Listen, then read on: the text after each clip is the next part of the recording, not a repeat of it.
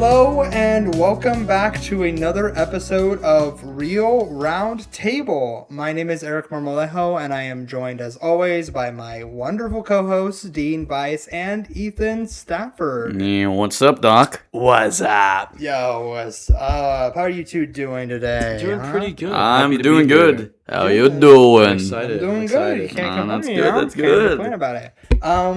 Doing especially good because we got a great episode today. We have our first guest, one of our closest friends, and also in the film program, looking to get a focus in sound, part of the board along with Dean for our cinema club that we frequent. Shout out Cinema Club. Got some great film opinions, insight. So please, everybody, welcome Jacob onto the show. Hey guys, It's a pleasure to be here. I can't wait. Yeah, it's so exciting for you to be here, genuinely. So we start every episode with a section that we call our favorite movie of the week, which is kind of really only the title for catchiness, but it's open to be like any week or two or anything like recently. That is usually between the three of us sharing, but I figured since you're the guest, I would only ask you what your favorite movie was, like anything that was like a highlight. What would you think? Yeah, sure. So recently, I started watching all the John Waters movies, and in particular, what I want to shout out is Desperate Living. It's one of his very first movies. I feel like it's probably one of the most under-talked about films in his filmography. I think it's one of his best, actually. It's a film about a woman who accidentally kills her husband and goes on the run and ends up becoming a citizen of this kingdom run by this evil queen. It's really weird. It's very strange, extremely explicit. Don't watch it with your parents or really anyone who has good taste. But I thought it was really funny. I enjoyed it, and if you're into kind of weird cult films, give it a watch. I think it's worth it. Yeah. We love that, the indie selections. Absolutely. John Waters is definitely a name that sounds familiar to me, but I need to tap into the filmography. I think I've heard of a few, but yeah. Yeah, his films are a lot. You're never ready for it, but it's yeah. I think if you're into film, if you're into underground kind of cult films, you have to check it out. So Sure. Okay. Yeah, and Jacob and I just watched Polyester about 2 weeks ago. yeah, That was another one of his another films. shout out. Still never seen a John Waters movie, but one day, me hopefully. either. Me either. And there's a few that I recognize, but I gotta tap into it. Yeah. Yeah, absolutely. Okay, so let's get into actual stuff with Jacob now. But to start off, I thought I gave a little bit of an introduction as to your stuff relating to film, but I figured we would also hear from you of like what got you into film in general in the first place. How did the focus about sound come up? How'd you get started here? Just a little overview for the viewers. Yeah, sure. I'll make this quick. So I got into film, and actually, kind of a really funny story. So growing up, my parents had a bunch of DVDs, and because of that, I was kind of a very nosy kid growing up. And I remember I saw a DVD of Jaws and King Kong, and I remember telling my parents, "I'm like, what is that?" Because I saw a big animal. I'm like, ooh, I want to watch that. My parents were like, "No, you're too young." So I waited a couple years. Then eventually I kept pestering my parents, like, let me watch these movies. Let me watch this, because like it was forbidden, so it made me more interested. I remember my mom sitting me down one day and she told me, she was like, Jacob, everything you're about to watch isn't real. Like, there's people who make this type of stuff. Like, there's a guy with a camera who films it. There's people with special effects who do it. So that kind of really opened my eyes, and I'm like, wow, like I want to do that. How old were you at the time? Man, I remember, I think I was 3 when I started. When I first kind of did it, but I remember in kindergarten wanting to be a filmmaker. I told the whole class that. So pretty much since I can remember, I wanted to make movies. That's actually a really good story to say why you wanted to do this. Yeah. And I'm not from here. I'm actually from the Bay Area. Shout out San Francisco, my hometown. That's where I was born. Hell yeah. So was I. Too much Giants fan here. Love the Giants. Fuck the I'm a pretty Dodgers. Giant fan. Get the fuck out. This is Dodgers territory, man. Nah, But I came to see Sun. dodge because- all of that because I'm a Giant fan. Let's get out of here. Yeah. I came to CSUN because I wanted to kind of get away from my hometown as much as I love the city. I think it's good to kind of go outside your comfort zone. So I came to CSUN, and Yeah, I'm in sound. I was actually shooting for cinematography, but I like sound. It's something that I think is actually a super critical part of filmmaking, which I'm actually not super familiar with. So I'm super excited for next semester. I'm also very excited to be on this podcast. So yeah. Yeah, dude, that's great, and we're super excited for all this too. Obviously, we have our different areas in the film as well, but I love how everything comes together, especially. So yeah, it's been good to collaborate. We've done a few small projects recently that we've been working on. Um, yeah, it just feels exciting. Um, okay, so we have just kind of a few questions related to that area. Um, yeah. So to start with, you kind of give a few examples already, but I was curious as to what's maybe one film in particular that you can think of where the sound design alone completely changed how you might have experienced that story otherwise. There's like anything that comes to mind? Hmm. Um, that is a very good question. I think actually one film I'll shout out, and it's been a favorite of mine since I was a kid, is the first Alien movie. It Mm. was one of the very first like horror movies, kind of like adult films that I saw growing up. And I can kind of remember watching it and just like hearing these like, I mean, I grew up on Star Wars, so I always had this idea of like space is this like fun, cool place. And then I watched the original Alien movie, and everything's super scary. All the sound design in that movie is so like claustrophobic and intense, and just kind of really gets on your nerves. Especially the soundtrack. I can't remember who made it, but the soundtrack of that movie is really incredible. And just the effects of the alien, kind of like the noises it makes as it kind of like goes throughout the ship, super effective. Really kind of changed how I saw filmmaking. So yeah, I'd shout out that one. Shout out to Ridley Scott. Yeah, Lost his grace. I'd have to agree because Jerry Goldsmith did the music. Jerry Goldsmith. That's Jerry yeah. Goldsmith. Long that's, live his memory, by the way. Yeah, he actually did Chinatown too, and a couple other great movies. Chinatown. So yeah, So shout good. out. Chinatown is peak. Yes, don't look at who directed it. Yeah. Oh, jeez. Just watch it for the fill. Yeah, Hey, it's forget the it. film itself. It's Chinatown. Yeah, or it's Chinatown. Yeah. That's really interesting you mentioned that because last episode we were going over specific directors and I actually picked Ridley Scott and I gave my example of the favorite of mine actually being the first Alien because I feel like it was It's a solid choice. it's a very solid choice and just in terms of like how he really made this horror concept into something that was really immersive and yeah, a lot of that had to do with the sound. I definitely think so. Yeah, that's a good choice. It's a great pick. It's a great pick. Yeah. No notes there. Yeah. Okay, Jacob. Second question we have for you. Since you're in the audio field for the TV program, how do you think audio differs between high energy action blockbusters and quiet indie dramas? Yeah. I think like the MCU versus like After some, I don't know. I don't know, like John Waters again. I mean, those films have to have great sound, right? That is true. Yeah. That is true. Yeah, I guess kind of off the top of my head here, I think they both matter, but in very different ways.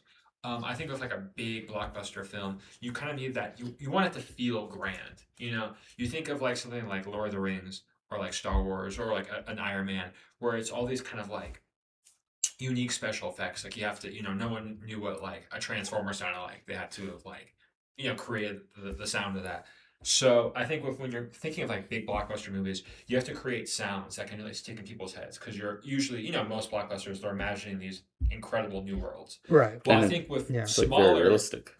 with smaller Avatar. indie movies, you're focusing on kind of the quiet moments of life, and you really want to make sure that you kind of nail that atmosphere because like with Foley artists and like sound designers, they're not just kind of going out into nature and recording exactly what's shown on the film. They're often kind of creating the image in your head of what that sounds like. So I think it's a very different approach, but you're really trying to put the audience into the world of the movie. It just if you're shooting with a $200 million budget, you're shooting with $200. It's the same kind of process. It's a great answer. That's Yeah, I really like great. that. Yeah, there's definitely different processes but depending on depending on what the genre is or what you're shooting for. Now not specifically related to sound, but we were just watching the new episode of Daredevil earlier. No spoilers, but No I just feel spoil. like the difference between the way the normal show is shot or the direction they go with that versus as compared to like maybe the Netflix series from before. It's just the even the difference there. It's like by project is like it's different. And I feel Yeah. like sometimes they don't like prioritize that aspect of it anymore. But it's important. Yeah. It's very important. Mhm. Yeah. A lot of it depends on like the You know- studio Yeah. and like who it's coming from too. Yeah. You know, we're on the topic of genres, actually, Jacob. I got a third question for you. And, well, name a genre where silence or even minimal sound is very powerful than effects. And why do you think that? Silence.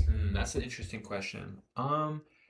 Actually, I'll go with horror. I think it's kind of a That's a good choice. kind of a basic answer. But it's a But good I choice. think Yeah. a lot of modern horror films, they have an over reliance on soundtrack, and they kind of use music to kind of hide the scares. And obviously, music is an incredibly important factor, of my life, everyday life, and it can really enhance the scene. But I think even kind of in every genre, I think a lot of directors, they use it as a crutch to kind of give emotion. So I think when I watch a movie and you take out the sound and you can be unnerved, I think that's when something's really effective. I guess a good example of that is the spoilers for Get Out. I guess if you haven't seen it. That's a really good movie. But Yeah. the scene where Chris finds out about like the procedure they're going to give it to him. I remember distinctly the soundtrack of that completely cuts out. All you hear is the guy talking. I remember being it was one of the first horror movies that I saw. As a kid when I was like 12, whatever. I remember being really creeped out, particularly in that scene because it takes out kind of like the film score and really puts you in the headset of the main character. So I think often with sound, not having any sound can actually be a lot more effective than having sound. I agree. That is a Because, like, yeah. and I think it's usually for psychological horror movies where silence it can be used very effective compared to like a standard horror movie. Yeah, sometimes the silence can be like even more menacing than like that's why I feel like not to keep giving recent examples, but I feel like that's something that like A24 just did a very like sound oriented film called Undertone, which I feel like had the potential to really hone in on that specifically. And they All just style, no I feel like- substance. yeah. I feel like the only time they really did it was she ironically also does like a podcast for horror theme. And I feel like the only thing is like when it's like the sounds of the room and then she puts the headphones on and it all Yeah, fades they away. they Like hyped that's up. something. But that was kind of it. I just feel like they didn't lean into enough of it. Yeah, I really dislike that movie personally. It was Yeah. just not at all. I how agree. I think. I guess Yeah. it's just not my thing at all. I thought it was really kind of cliched, and I think it took an interesting concept and just didn't really do anything with it. I mean, I respect the indie filmmakers behind it. Well, but yeah, didn't care. For I it. feel like they put more focus on like what they were trying to do effectively without actually thinking of, oh, what's our story? Like they thought of like our Right. effects first, and then the story, and it just kind of It leads got to a very confusing. empty movie.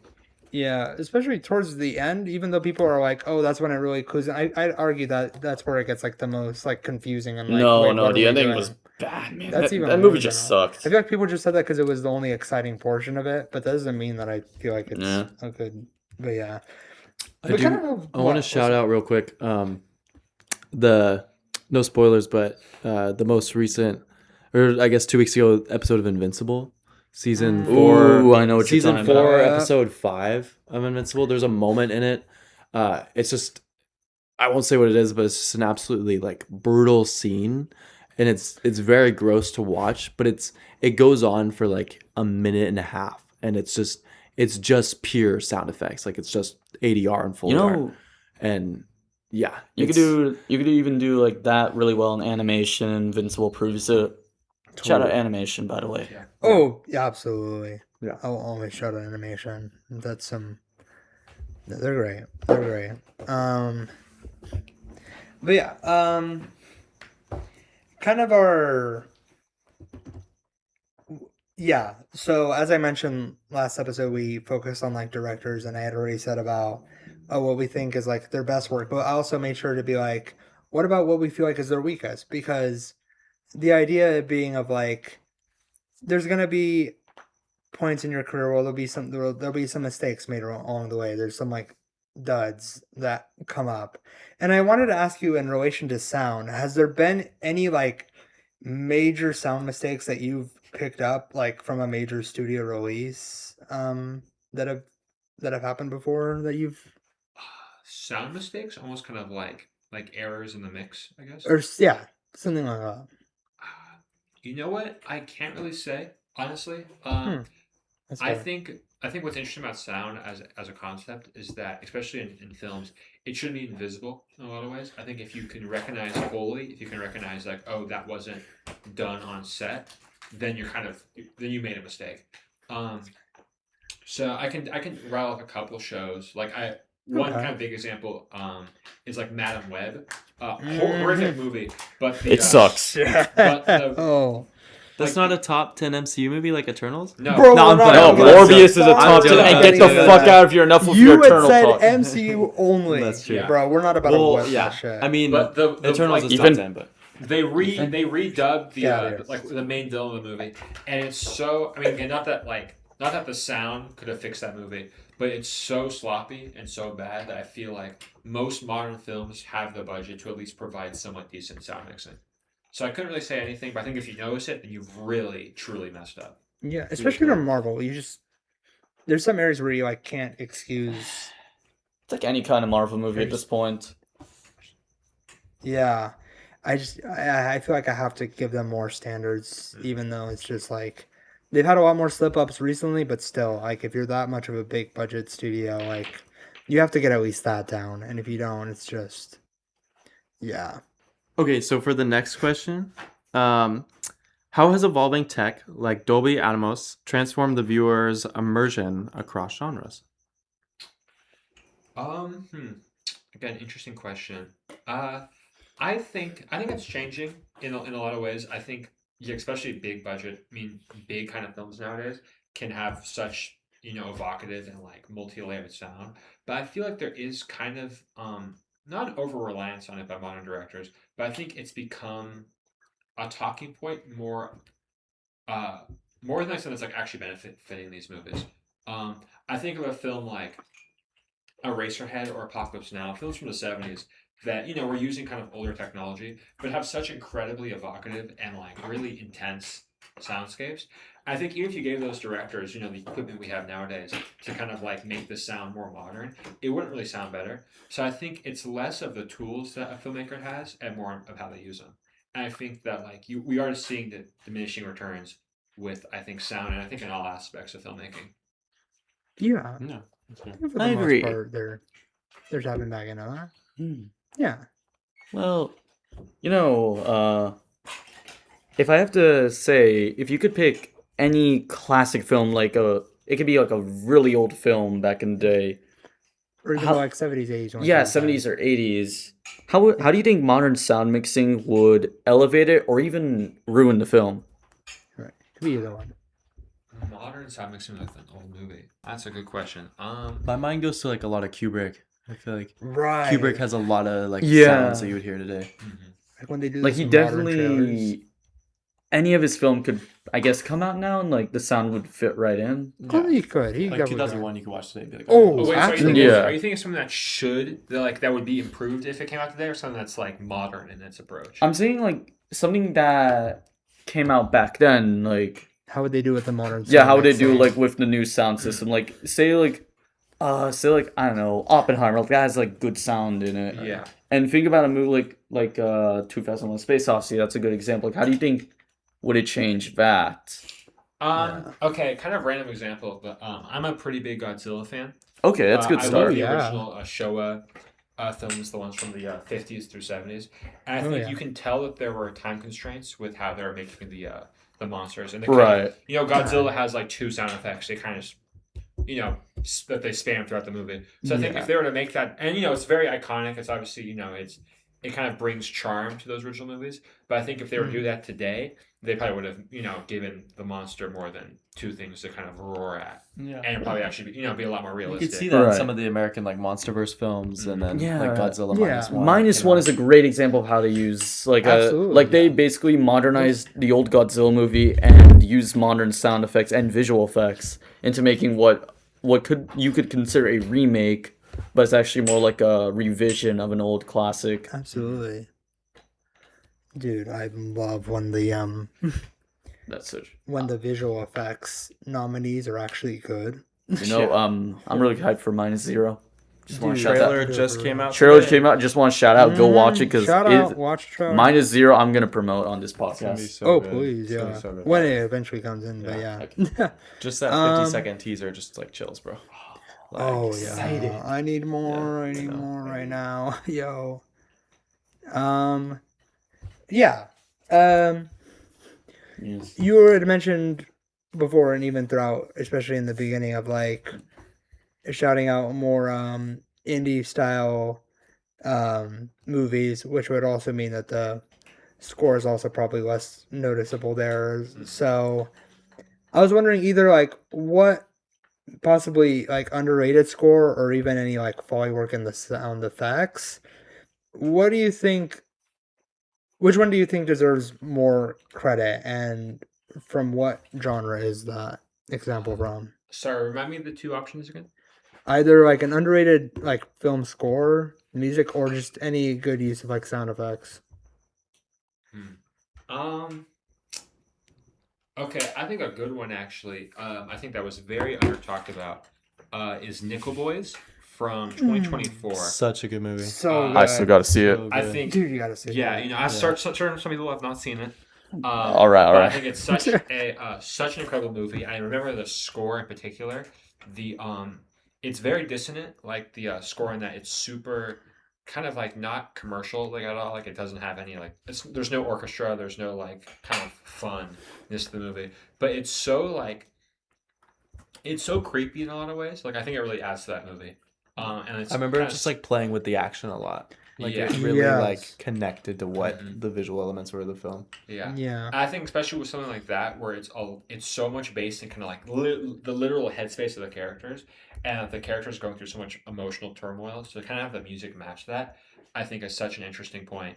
And especially like the final song that's used in the movie "To Zeta" by God, I'd have to look them up. It starts with an M. I remember that. But the final song we use in that movie, it kind of reminds me of like buzzing. Like it's almost like these like buzzing bees, and it matches like the kind of like the southern atmosphere of the film. Incredible movie. Everyone should go check it out. The sound of that film is incredible. The whole film is amazing. It's one of the best movies of the last 20 years. Yeah. It's I'll true. check it out when I can. It's great. It is Tomorrow true. I'll check it out. It's true.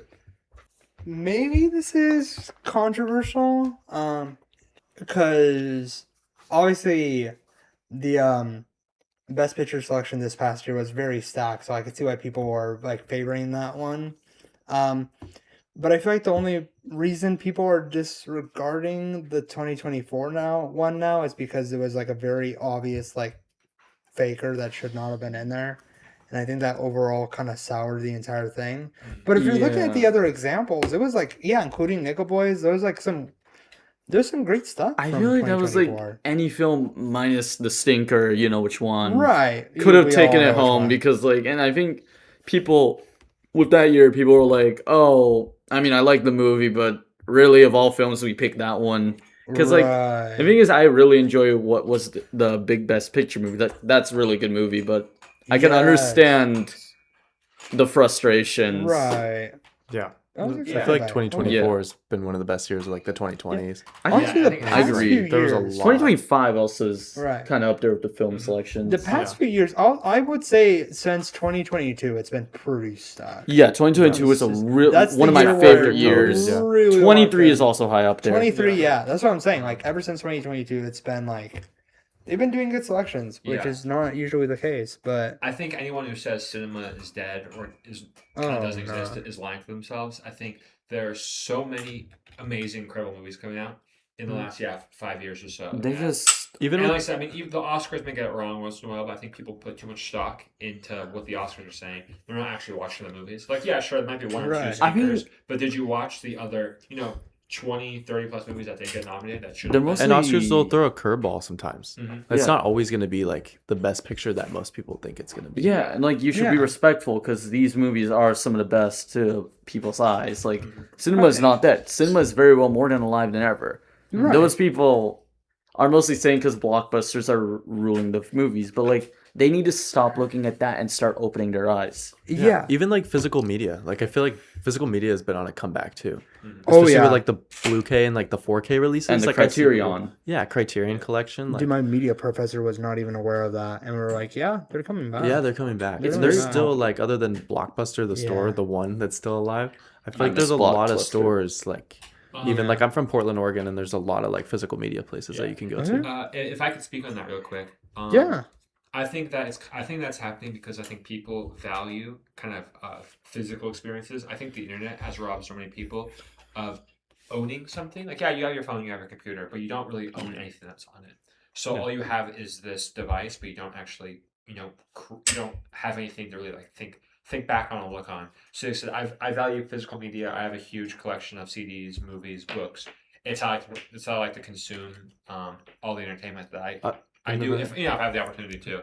So yeah, I love physical media. I hope it kind of keeps going. DVDs were always just fun to own, also, Or and just like the fun, bonus yeah. feature. I feel like I've never heard anyone say I own Star Wars because I have Disney Plus. Like Yeah, it's Bro, not no, like no, 'Cause no, you no, know, no. like, You you're don't like- like DVDs have access Yeah. to a lot of features you Disney can't even owns get Star on Wars. streaming. Yeah. Think about this. Yeah. and I miss You're the little like merely UIs visiting that would play Disney's like library. before, like the play movie screens. Oh, This, yeah. Those are oh, what so about good. what about this one? Yeah. This Disney DVD is enhanced with Disney's The- Fast Play. There's no fun. I think The effort they took out fun. I think They did. and It's very corporate. everything's very Everything's That's corporate. how I feel about streaming. It's like very obvious, like Yeah. screams Yeah. corporate.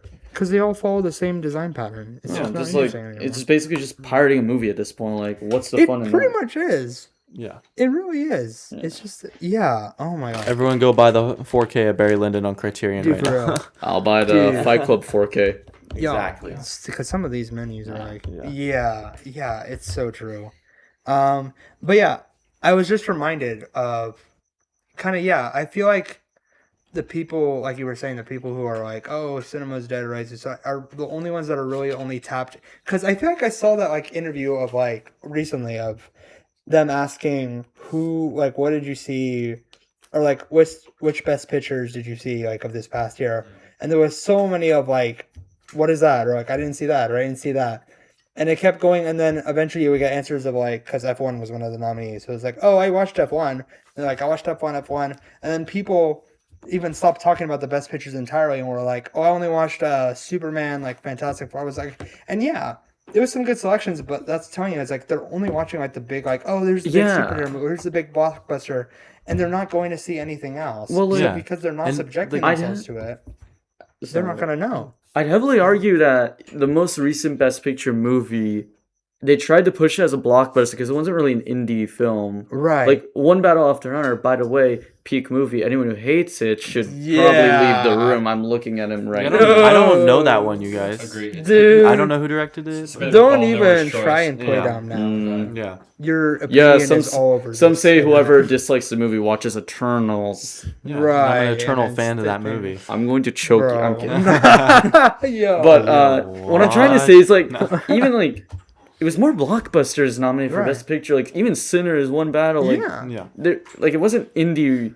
It were both done by like directors who had a lot of money and And everyone's saying like indie films are dying. We're only seeing blockbusters and money grabs. and because cash you grabs. see the Well, blockbusters, yeah. you're choosing to Like not no see one any. is going to see that niche film like that came Right. out from that one director that's only made like a few films. And That's I why feel- A24 yeah. is like such a good outlet right now. Oh, Or my Neon. goodness. Or people Neon. people see like Or- like you should know. I mean, you should read about the movies and like learn the directors of all the movies. But like people will go see a movie just because it's A24.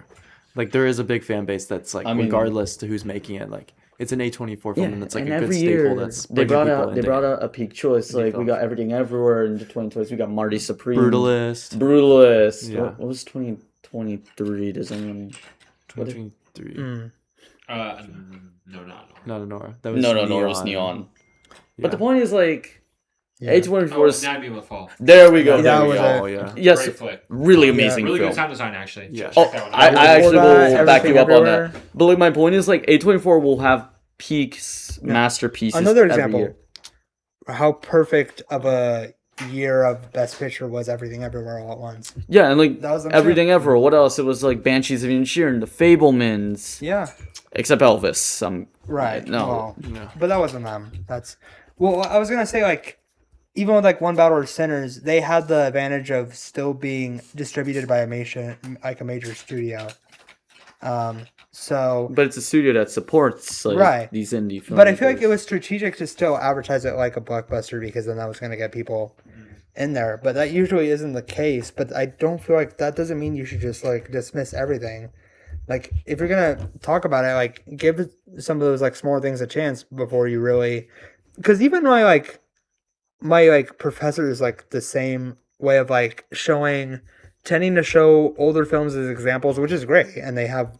I definitely see why, and we've had some banger selections so far, but there's been a few comments about like, yeah, because modern cinema it was just like, it's all just like MCU and all like it's all corporate and stuff like that. And it's like if you really are just looking at that one lens, yeah. But I feel like me and like a bunch of other students in that class are like always constantly reminding them about like, oh, there was this new like example of like I don't know what the specific ones they gave, but like in the past few years, and it was like, oh yeah, I never saw that one or never saw that or just like, well yeah. So then how are you gonna really know? It's just obviously people don't have the time all the time to like see everything, but at least if you're gonna talk about it, at least be knowledgeable a little bit of what's going on out there. Yeah, that was just a rant I needed to get out for a while. That's just just to put it out there. So the next question that I want to talk to you about, especially since we've been talking about, like you mentioned, Madam Web and its ADR, I want to talk about what do you think about sound in like an ensemble cast versus like a solo lead? Like, is there any genre that has an example of like a nail or a flop on it? So yeah, anything like ensemble cast or like a solo lead, like the sound design regarding that, like anything you think is really good, or a movie you've seen that does that very well. Wow, that's again an interesting question. A little niche. A little Well, yeah, A little bit niche of a Little question. Pretty of but- a niche question, but we got ball. yeah, no, we're serious about it. It's like The Godfather, just a little niche.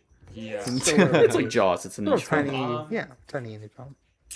I guess off the top of my head, I don't even know if this would really fit, but there's a sequence in Fly or Walk with Me, by David Lynch. Oh yeah. where the Perfect. I music, gotta see it.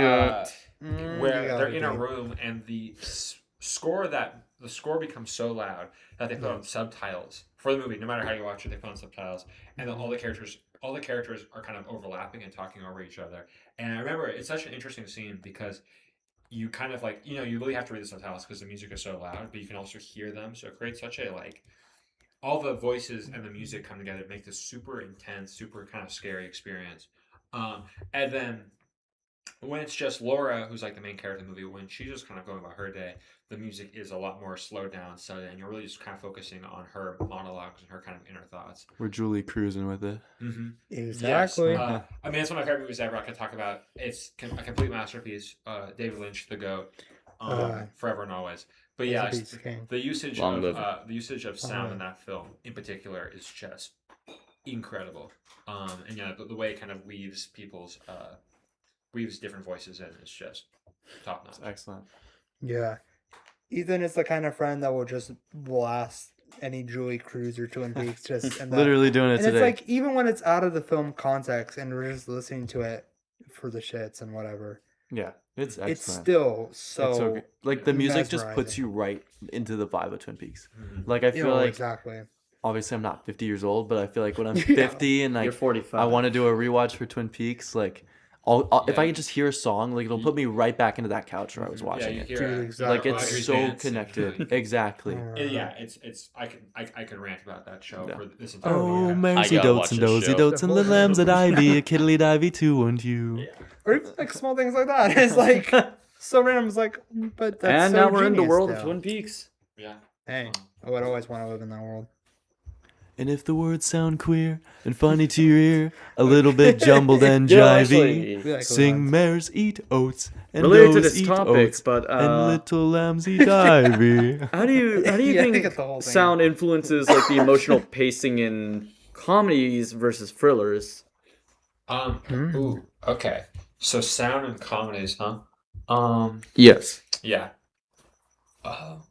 Sound I think in a lot of ways is very important in comedies because sound is actually probably I think comedies are the hardest genre to possibly do.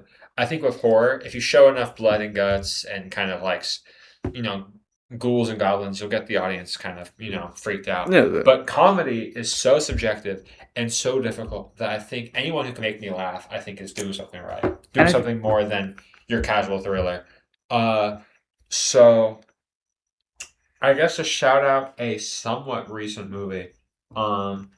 Something like Hundreds of Beavers, which is a silent. That is one really good movie. But yeah, that it uses sound. uses. I mean, that it's a silent film, so there's no dialogue in that film, so it's exclusively relying on its visuals and its sound effects to tell the story. Yeah. And the way that the sound effects are heightened to such a cartoonish and kind of this comical degree, it really just adds a whole other layer to that movie because you have no dialogue, so you're completely reliant. And it gives you the feeling like you're watching a Looney Tunes cartoon. It's like, but it's realistic. It's so visually like I gotta say it's even stunning, like visually stunning, because like it really brings out that cartoony vibe. Mm-hmm.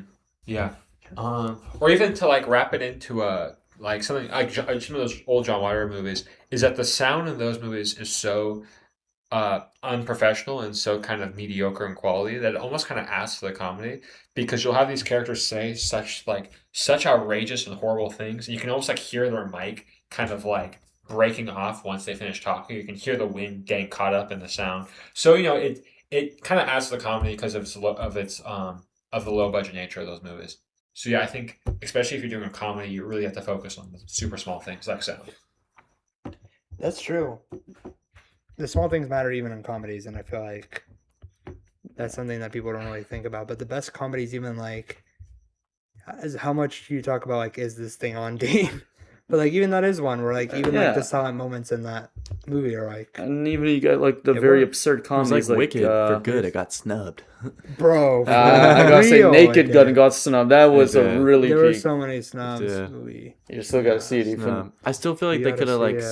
It's so off topic, but I feel like they could have still spread out like the categories of like who gets what nomination and added more films. No more choice though. That's how you do sound. Like a lot of movies got a lot of nominations, where I feel like it could have been offhanded like to another movie. Anyway, sorry. No, you're fine. You're fine. But it's true. It's true. Well, Jacob, that's pretty much all we have for you. But is there anything any projects you have that you want to shout out? Just anything to shout out at all? You got anything that closes? To shout out? Sure. I don't think so. I think try to broaden your scope. Yes. I guess that's the best thing. I think for all film, I think at least like I get all my inspiration from just like living life, from like hanging out with friends, going out in nature, kind of like seeing the world. So I think especially for any filmmakers who are listening, for anyone who's interested in getting more into art, really focus on you can watch films all you want. You should also make movies, but really focus on everything else because I get all my inspiration from everything that life has to offer. So that's good advice. That's 100%, really good advice. Go outside. Touch grass, pretty much. I think that's my essentially. my but exactly, some people could choose to do that. Well, hey, you were a great first host, first guest. Thank you. Yeah, really. Thank you. Honestly, Really. Please stay on the show for a bit. Bro. Yeah, come please. back. Just chill. Yeah, come back some other. While we do you increase my pay, I'll come back. Yeah. You gotta talk to the boss. It's Eric. Boss. Wow, when did that come up? I get dental. You're not paying us? What? Oh, wait. We're not paid, but he gets paid. Oh man, no, who did you hear that? This is not fantastic. If you watch Home Alone 4 with the crew, you will be. No. We're not doing that. How about Freebirds? No. I'm going back in time to make sure Eternals, you top 10. don't say that. Yo. How about the credits of one battle after another because they were more interesting? How about my fist in your face, Ethan? No, because I realized it was over. Bro. Hey, Ethan. How about the credits for Wicked for Good when I realized I can finally leave this Yeah, theater? when I couldn't see the screen because my eyes were so watery. Bro, my eyes were like, oh, it's over finally. Dude, I was sitting in a waterbed after that movie, bro. Hey, sorry, what? And I was sitting in my one battle bed.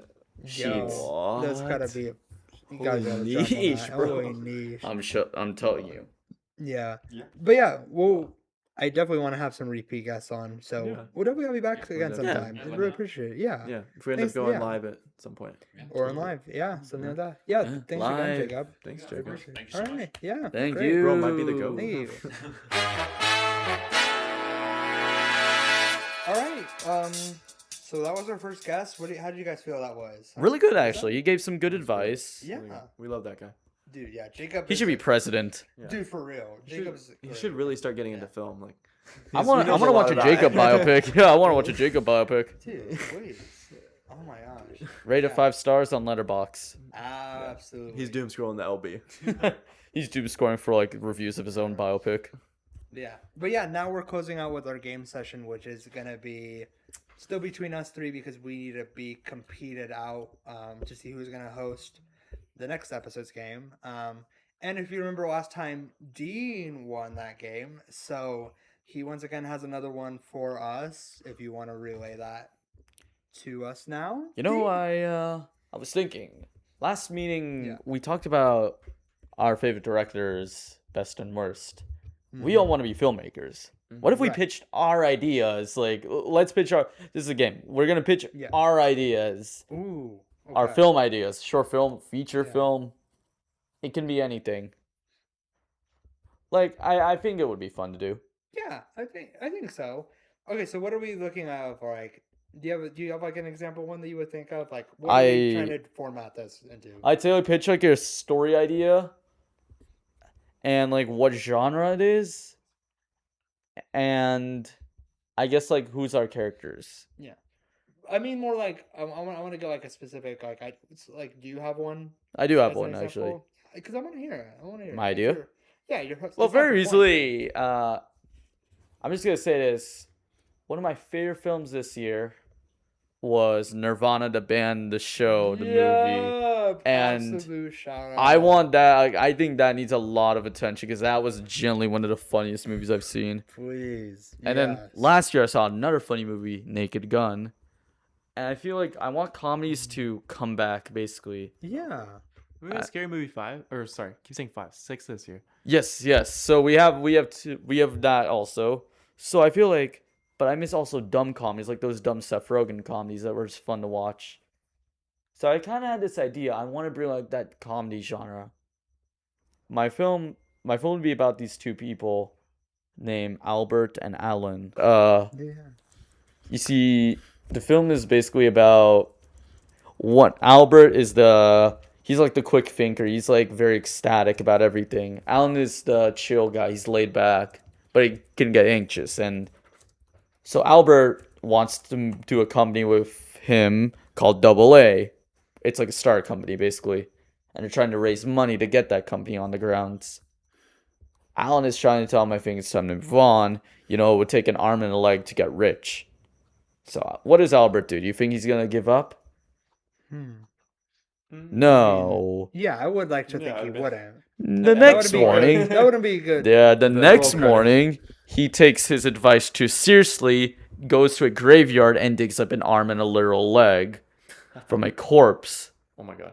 To make matters worse, when he was there, he was spotted by cops. And to make matters even more worse, the fucking FBI is at their door asking for his remains. So now we have two guys who are trying to run away from the feds. Put me on as your DP, bro. Ah, yeah. Dude, I'm already there. And I would call the film The Scheme. Put me on as your DP right now, bro. That would be fire. Yeah, but like I don't know, it's just like it's something I just want to make like a very fun heart comedy. Yeah. Do you have Very like a runtime in mind? Is this a feature? Or is this like a short, I was thinking of making a short film, short film? like 10 minutes, 8 minutes. Nice. Yeah. And I saw you have a script written. It was like 9 pages. Yeah, it's a 9-page Around script, probably, so like, I 9, do 10 have like an idea of how I want things to go. Nice. That's awesome. But yeah, so that's how we're gonna do it, and Yeah. All right. Just let me know. I'll do some PA work and then work my way up on to be on your that side. could be the summer thing we could do. Yeah, exactly. Dude, yeah. So I gotta ask, All right. Ethan, what about you? You always have great ideas in your head. There has to be You some good do. film idea. There's got to be something, huh? Other than like co-working with Chloe Zhao in Eternals 2, Oh my I think- god. no. That's not a film Well- idea. That's As that's much as a blacklisted friend from you are, Hollywood. I will not be seeing no, I'm that. just messing with y'all. I'm not not hate being watching anything that. 50% not messing with y'all. But Yeah. I will direct No. Green Lantern 2 of Ryan Reynolds for you No, again. if you were doing Hamnet too. if it's GL, yeah, I'm there. That's good. Okay, say your idea, not Chloe Yeah. Zhao's idea. So the other Love you, day, Zhao.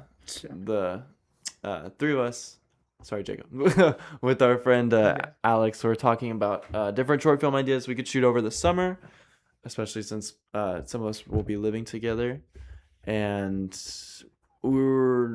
I'm working on a short horror film right now that I'm a DP on, but I also really want to direct a short horror film and write and edit it and just make it completely my own, just for a reel, but also of course with the help of you guys. I couldn't do it without you. Right, of So course. basically the idea is this main character, I'm in my mind I can see him at like a bus stop or like outside, and he's talking with one of his friends.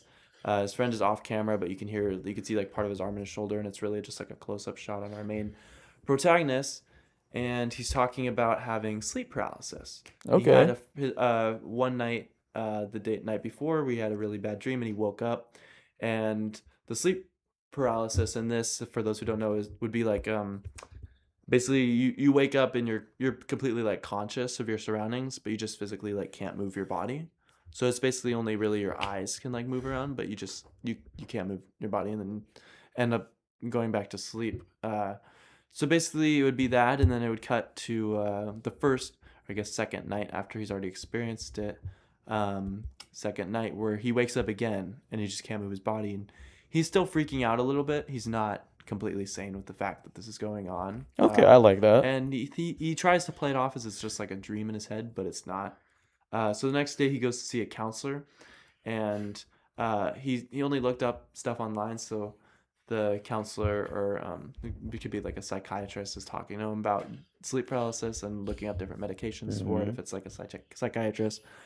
And then he goes back to sleep that night.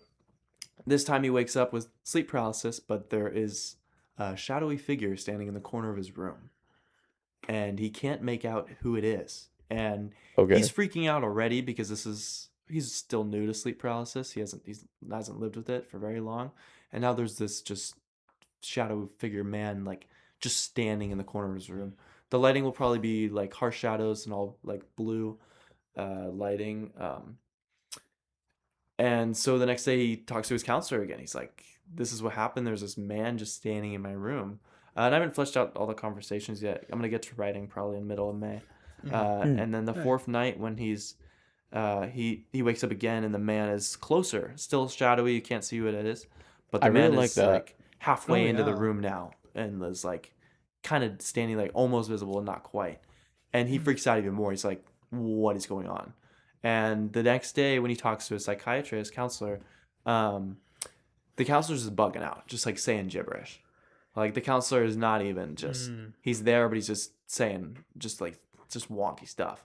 And our main lead is just tweaking out. And it cuts to our main lead, and then it cuts back to the chair where the psychiatrist is sitting. And the psychiatrist is gone. And the camera pans over, and the door just like, I don't know yet. The door is going to be wide open with like a blue light shining through. So it's like a wide shot of our protagonist getting up out of the counselor's office, and he walks over to the door, and he walks into his bedroom. He walks into his bedroom where he sees himself in bed, wake up with sleep paralysis, and look over at him standing himself. He looks at himself standing in the corner of the room. So this would be a different angle of the second night where he wakes up and first sees the man in his room. So basically he walks into his own dream and sees himself. And the reason that the past few nights he's just been standing there in the room is because he's had sleep paralysis this whole time. I And really as like soon as he that. steps into his own Whoa. as soon as he steps into his own Freaky. bedroom from the other's perspective, he then standing up, sleepwalking, gets another version of the sleep paralysis. And it's only when his past self goes back to bed can he move. That's hence why he's closer the second day. But time is not linear. I It's don't have also very liminal. Like you're Yeah. giving off that Like Backrooms-esque The vibe. Backrooms type. I don't have like a definitive ending. I don't know if it'll be a hard cut to black, but that's what I'm working off so far. You know, So Dang. I would Yeah. love to work on it. Dang, Like yeah. PA. and again, it would be like a 10-minute like short film. It would be- Dude, I gotta be So, locked in on see, that. yeah, So I think that would be. and pretty you amazing. see, in the span of 10 minutes, you could achieve a lot if you Yeah. really make a Oh, good yeah, story. The scenes will be quick. I mean, most of it will be around. Each cut will probably be like each scene will probably be like 45 seconds. It's not going to be a long drawn out. I think maybe the first time with the psychiatrist will be like an introduction to like first time meeting, but Hmm. I think a lot of it will be just like pretty fast paced.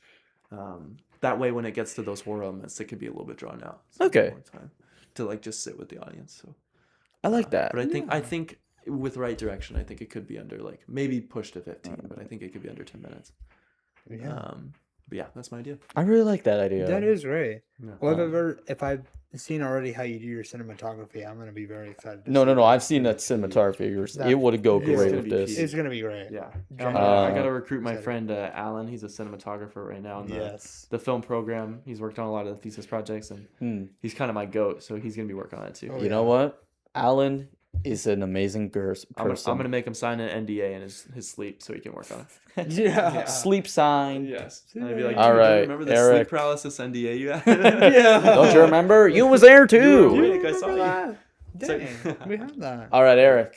The Yes. floor is yours if you have a Oh. film idea. Yes. You Well- literally have the mic, so Yeah, Ugh. it is the real round table right now. you got to be real with this table. Say that again. It's not really round. what? I know you guys can't see it, but it's kind of Well, a square table. It's a square table, but you know, that's not as catchy. So we'll leave it Can with that. you feel real the square table. Oof, can that's really what feel Ari the edges Aster there. said when he wanted to do his company Square Peg. Cha-ching. Yo, holy niche. Yo. Oh my god. All right, but Well, not to put myself down immediately, but I feel like that's going to be very hard to top. I will. Nah. I will No, definitely no, try no. though. So you both already know how much of a big fan I am of the sci-fi genre. Yeah. I mean, my all-time favorite movie is Back to the Future. For and that's an one. amazing sci-fi film. But even with like the example I gave of Alien, or even any of the Star Wars movies, anything like that, or even some recent examples like Project Hail Mary that just came out. Peak movie. There's been some great examples there, and I really feel like I want to lean into that, especially more of like kind of using the kind of time travel elements from Back to the Future, but with more of this a lot more of like the scientific elements. Yeah, essentially kind of leaning into more like kind of bringing back the cyberpunk look into the modern day, because Blade Runner 2049 already kind of did that, but that was leading off of an already existing Right. movie, so they already kind of had the groundwork. Because the only other like kind of like futuristic example I could give, especially with like cityscapes or like the way they make those light up, is like Megalopolis, but I feel like that is What about Nah. Megaflopolis? yeah, Mega Flopolis. You mean Mega like Bombabilis? it's just I don't even feel like I could say I saw the vision because I was blinded by it. What It was vision? just, there was no It's like puking a bunch of colors in it my just face. pulled- like they wanted to do something with it and they could not. They just couldn't. But I wanted to see like, what if you took that in the right direction, and what if you had something really interesting instead to work off that. So I'm pitching something, again, very tentative. All these, especially the name, all this can be very tentative. But I'm cycling between the name Echoes of Tomorrow for now. Ooh, wait, I Um, actually dig with that. So it's this jaded quantum physicist in 2045. I've been kind of toying around a few names, like Dr. Elena Voss feels like a very like professional like physicist type name. So I'm going with that right now. Yeah, so she was a quantum physicist, very burnt out from multiple failing experience at her research that she does in a decaying Tokyo research lab.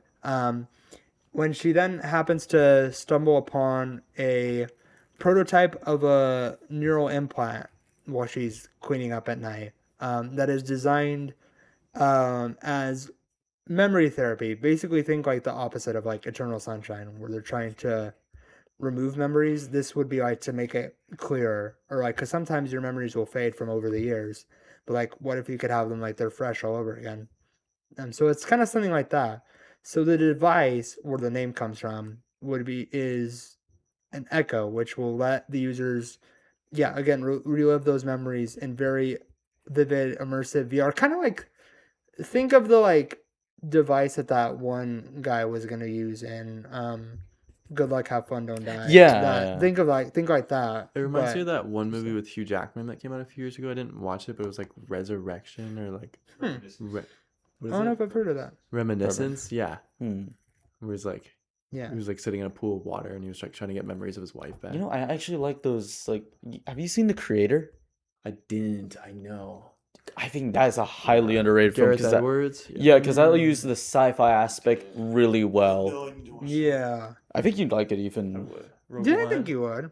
Yeah, it's like there's that sense of Star Wars in this. Yeah. Same director. Yeah. I mean, there's definitely inspiration Yeah. over there. I think the catch here is that character is very skeptical to do that initially, but she also is dying to revisit what she considers to be her happiest day, which is her mom's 60th birthday before a car crash would tear their family apart and take the mom's life. So, in kind of like desperation to get that memory back and to feel those happy moments again, she does test the device, and the replay feels so real in her head, from the smelling of the cooking in the kitchen and her mom's laugh, and it all feels very real in that moment. But when she wakes up, there's now changes in her reality. So like the coffee mug that she was holding, that's like in her office that was red, all of a sudden it's now blue. And then a coworker comes in and is discussing a meeting, and that she's like, I never scheduled that though. Which is a little unnerving, but again, because of all the memories that she's trying to relive and feel happy about again, she dives deeper into it.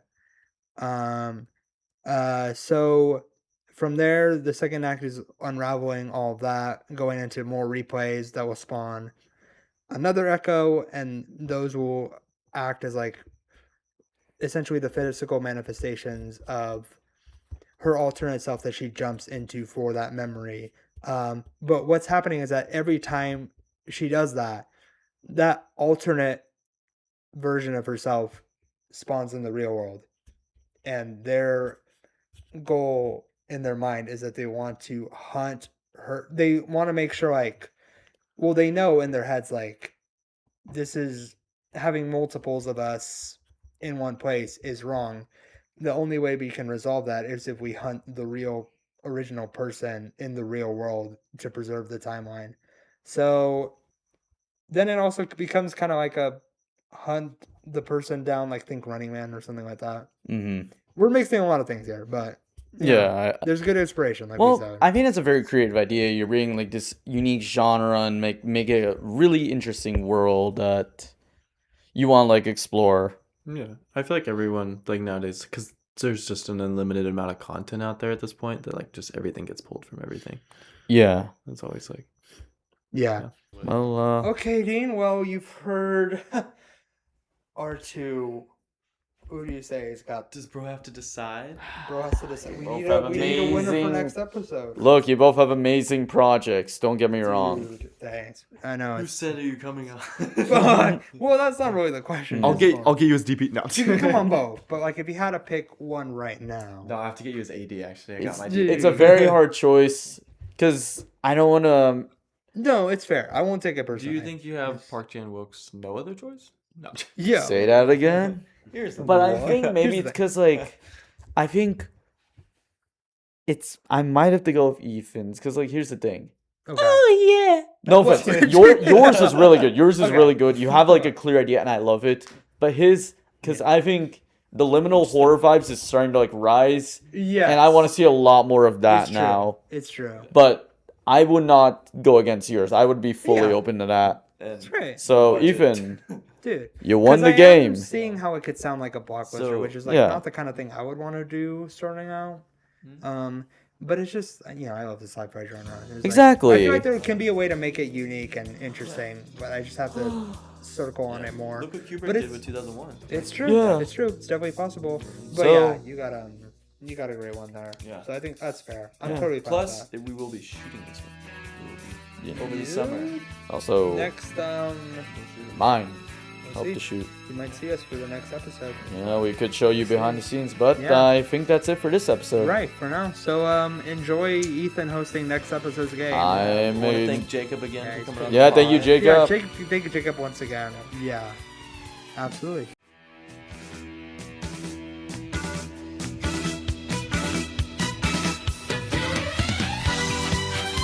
Thanks for listening to yet another episode of Real Roundtable with me, Eric Momolejo, and your other co-hosts, Dean Weiss and Ethan Stafford. We hope you enjoyed hanging out with us. If you want to hear more from us, tune in next time as we rank some of the weirdest characters that cinema has ever given us. And you may be seeing us do that this time around. Until then, you can follow the show on our socials, which you can find on Instagram and TikTok, and check the episode description for those links. We'll be coming to you every other Thursday, so be sure to follow our show and tune in at that time wherever you get your podcasts. And if you like what you heard today, send it to your friends and family for them to tune into as well. That's all for this round. Thanks for listening, and that's a wrap.